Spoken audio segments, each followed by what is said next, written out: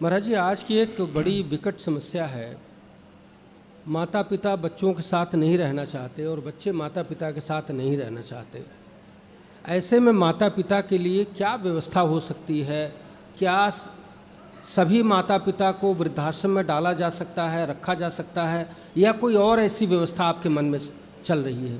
देखो, माँ बाप को वृद्धाश्रम में भेजना ये समाधान नहीं है। किसी युग में माँ बाप को वृद्धाश्रम नहीं भेजा गया, कलयुग में ही वृद्धाश्रम भेजे जा रहे हैं। अब क्या कर सकते हैं कि वृद्धाश्रम ना हो और वृद्ध माएँ वृद्ध पिता सुखी हो जाएं। अब इसके पीछे पूरा सनातन धर्म को जानना पड़ेगा, व्यवस्थाएं जाननी पड़ेंगी हमारे सनातन धर्म की। हमारे यहाँ 4 आश्रम हैं: ब्रह्मचर्य, गृहस्थ, वानप्रस्थ और सन्यास। आप अपने बेटे का विवाह करो और बेटे का विवाह करके आप अपनी गृहस्थी से मुक्त हो गए, ये समझ लो। जब आपकी आयु 50 साल की हो तब आपको बेटे का विवाह इत्यादि करके आपको भ्रमण में निकल जाना चाहिए।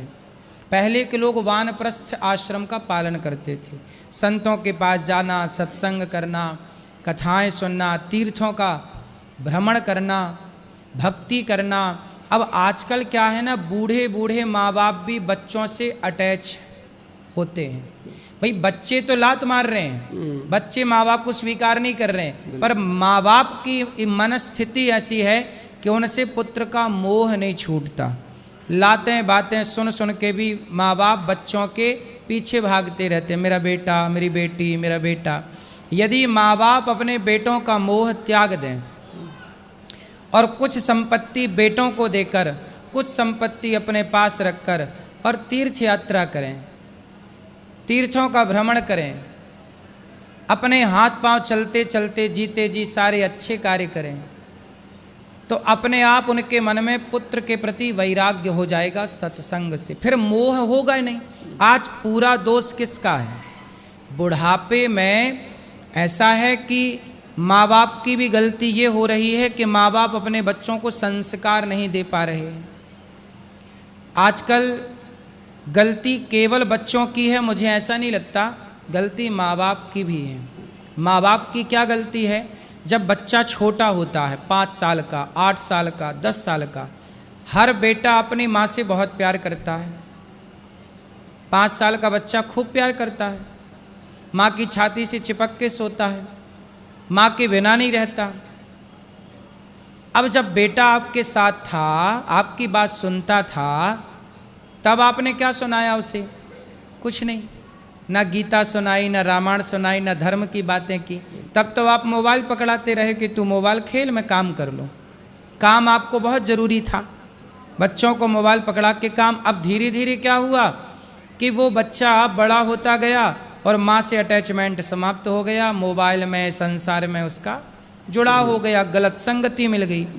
अब माँ बाप रोते हैं कि बेटा सुनता नहीं। सवाल है कि जब सुनता था आपका बच्चा, तब आपने क्या सुनाया? जब नहीं सुनता तब आप रोते हैं कि सुनता नहीं। भाई बेटा आपकी नहीं सुनता, क्यों नहीं सुनता?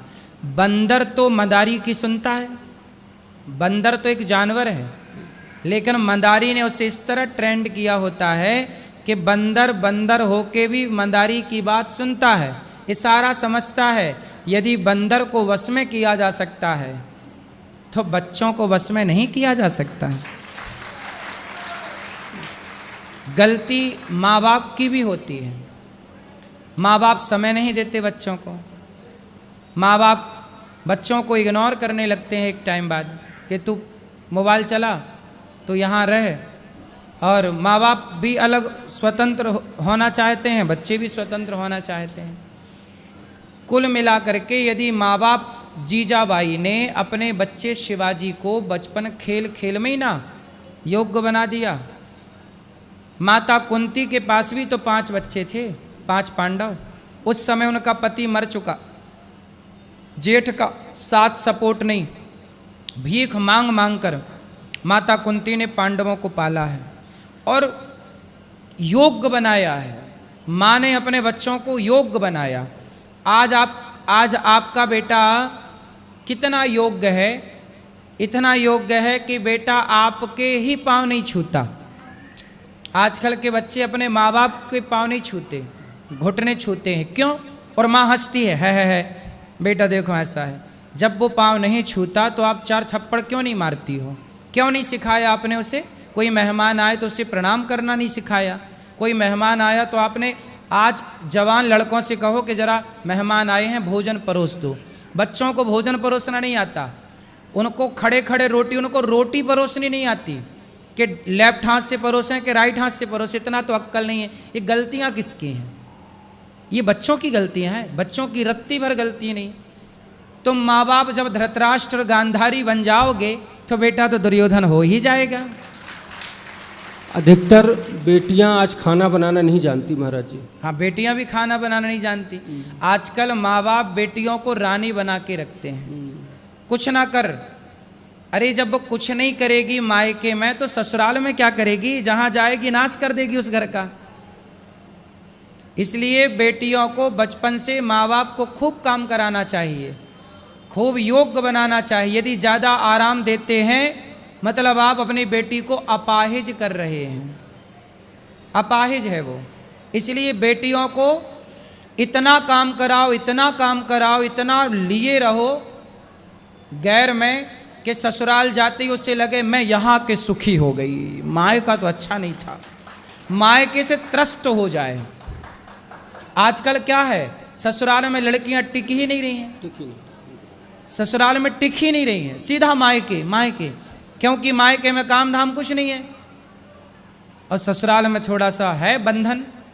तो मैं कहता हूँ माँ बाप से कि बेटियों से इतना काम कराओ मायके में कि ससुराल जाएं तो वो ससुराल से मायके आने की ना सोचें। उनको लगा ससुराल बहुत अच्छा है, यहाँ कुछ नहीं करना पड़ रहा है। क्योंकि घर में ज़्यादा काम करेंगी तो ससुराल में थोड़ा बहुत काम तो कर ही लेंगी। अब परवरिश बदल गई ना, अब समझाए कौन किसे? सबको अच्छी बहू चाहिए लेकिन अच्छी बेटी नहीं बना रहे हैं। अरे बेटियां ही तो अच्छी बहू बनेंगी। आप अच्छी बेटियां बनाना शुरू कर दीजिए, अच्छी बहुएं मिलना शुरू हो जाएंगी। अब बेटियां तो अच्छी हैं नहीं, बेटियां तो पापा की परी हैं, बिल्कुल उजड्ड हो रही हैं आजकल। कुछ बेटियां मनमुखी आचरण कर रही हैं बेटियां। अब ये ससुराल में न टिक पाएंगी। गलती इसके पिता की और माँ की है। इसलिए आज संस्कारहीन समाज क्यों हो गया? आधुनिकता के चक्कर में पड़ के अपने संस्कारों को भूल गए, सत्संग करना छोड़ दिया, गीता पढ़ना छोड़ दिया, धर्म के रास्ते पर चलना छोड़ दिया, मनमाना आचरण करने लग गई। सूपनखा भी मनमानी थी, वो भी जहाँ मन करे वहाँ जाए। आजकल की कुछ स्त्रियाँ मनमानी हैं, जहाँ मन करे वहाँ जाए। तो सूपनखा का आचरण आ गया, इसलिए सब। और ये समाज को भोगना पड़ेगा।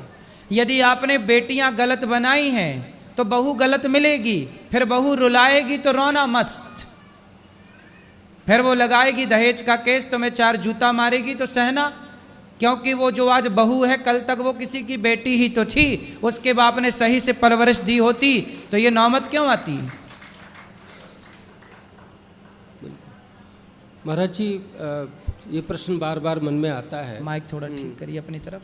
कि आपके मन में कैसे आया महाराज जी कि वृद्धों की सेवा करनी चाहिए, और आप कितने संतुष्ट हैं इस कार्य से?